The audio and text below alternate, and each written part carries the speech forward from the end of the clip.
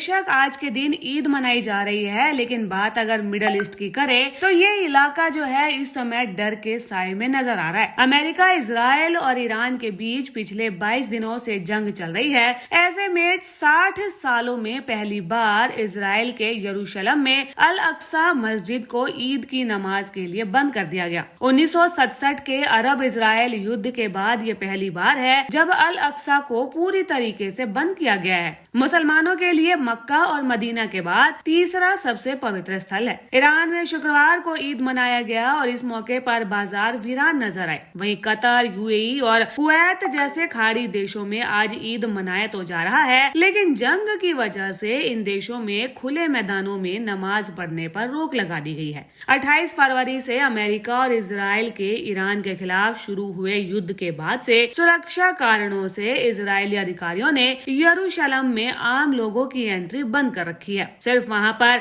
रहने वाले लोग या फिर दुकानदार ही अंदर जा सकते हैं। 6 मार्च से वेस्टर्न वॉल, अल अक्सा मस्जिद और चर्च ऑफ द होली सेपल्कर जैसे सभी धार्मिक स्थल बंद है। पूरे देश में भीड़ पर भी पाबंदी है। मस्जिद के अंदर 100 और बाहर 50 लोग तक ही इकट्ठा होने की अनुमति है। यरूशलेम के पुराने शहर के गेट पर शुक्रवार को ईद उल फितर की नमाज के दौरान सैकड़ों मुस्लिम नमाजियों और पुलिस के बीच में झड़प हो गई थी। नमाजी अल्लाहू अकबर और कलमा पढ़ते हुए गेट के अंदर जाने की कोशिश कर रहे थे, लेकिन पुलिस ने सैकड़ों लोगों को वहां से जबरदस्ती हटाया। ईरान में इस बार ईद उल फितर का त्योहार जंग और तनाव के साए में मनाया गया। रमजान खत्म होने के बाद से देश भर में लोगों ने मस्जिदों और धार्मिक स्थलों पर नमाज अदा की। युद्ध और हमले के कारण कई जगहों पर यह जश्न सादगी से मनाया गया। बाजारों में भी रौनक कम ही दिखाई दी। कई दुकानें यहाँ पर बंद रही। इराक में इस बार ईद उल फितर डर और तनाव के माहौल में मनाई जा रही है।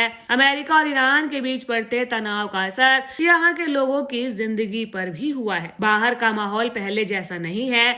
बड़े आयोजन और भीड़ भाड़ वाले जश्न अब कम हो गए हैं। लोग भीड़ से बच रहे हैं, बाहर निकलने में सावधानी बरत रहे हैं। पहले जहाँ बच्चे मोहल्लों में घूम कर ईदी इकट्ठा करते थे, अब ऐसे नजारे कम ही दिखाई दे रहे हैं, क्योंकि सुरक्षा और चिंता के कारण जो है यहाँ का माहौल ऐसा हो गया है। लेबनान में ईद के मौके पर अलग अलग माहौल है। उत्तरी लेबनान में जहां एक तरफ लोग ईद उल फितर की तैयारी करते दिखाई दिए, तो वहीं दक्षिण लेबनान में हजारों शरणार्थी अपने घरों से दूर रहकर ईद मना रहे हैं। इजराइल ने ईरान पर हमला करने के बाद से लेबनान के दक्षिणी शहरों में भी हमले तेज कर दिए हैं और अब तक यहाँ पर 1000 से ज्यादा लोग मारे गए हैं। तो वहीं आपको बता दें कि पाकिस्तान और अफगानिस्तान ने भी ईद उल फितर के अवसर पर जंग में अस्थायी विराम की घोषणा की थी। जंग को 5 दिनों के लिए रोक दिया गया है। ये कदम सऊदी अरब, तुर्की और कतर की अपीलों के बाद उठाया गया है। सूचना मंत्री अताउल्लाह तरार ने कहा कि जो सीज फायर है 18-19 मार्च की रात से 23-24 मार्च की रात तक लागू रहेगा। हालांकि किसी भी सीमा पार हमले, ड्रोन हमले या फिर पाकिस्तान में आतंकवादी घटना होने पर ऑपरेशन तुरंत फिर से शुरू कर दिया जाएगा। न्यूज़ हम के लिए ब्यूरो रिपोर्ट।